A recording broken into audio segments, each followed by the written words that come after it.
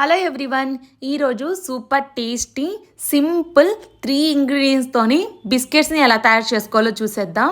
వీటిని మైదా పిండితో కానీ గోధుమ పిండితో కానీ దేనితోనైనా చేసుకోవచ్చు. ఈరోజు అయితే గోధుమ పిండితో చూపిస్తున్నాను. 1 కప్పు గోధుమ పిండి, 1/2 కప్పు షుగర్ పౌడర్, అలాగే 1/4 కప్పు కన్నా తక్కువ ఆయిల్ లేదా బటర్ కానీ గీని కానీ యూజ్ చేసుకోవచ్చు. ఎక్కువ వేశారు అంటే టేస్టీగా ఉండదు. ఈ విధంగా మంచిగా మిక్స్ చేసేసుకొని చిటికెడు సాల్ట్ కూడా వేసేసుకోవాలి. కొంచెం కొంచెంగా వాటర్ని యాడ్ చేసుకుంటూ మనం చపాతీ పిండి ఏ విధంగా కలుపుకుంటామో అదే విధంగా కలుపుకోవాలి. దీన్ని ఒక 20 మినిట్స్ పాటు పక్కన పెట్టేసుకోవాలి, లేదా 1 అవర్ అయినా పెట్టుకున్నా పర్లేదు. 20 మినిట్స్ తర్వాత ఒకసారి మళ్ళీ మిక్స్ చేసుకొని మనం ఈ విధంగా రుద్దుకోవాలి.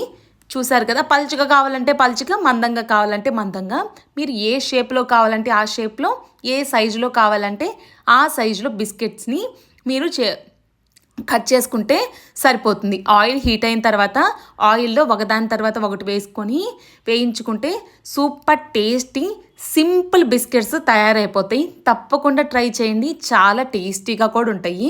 ఈ వీడియో కనుక మీకు నచ్చినట్లయితే తప్పకుండా లైక్ చేయండి, షేర్ చేయండి, సబ్స్క్రైబ్ చేయటం మాత్రం మర్చిపోకండి.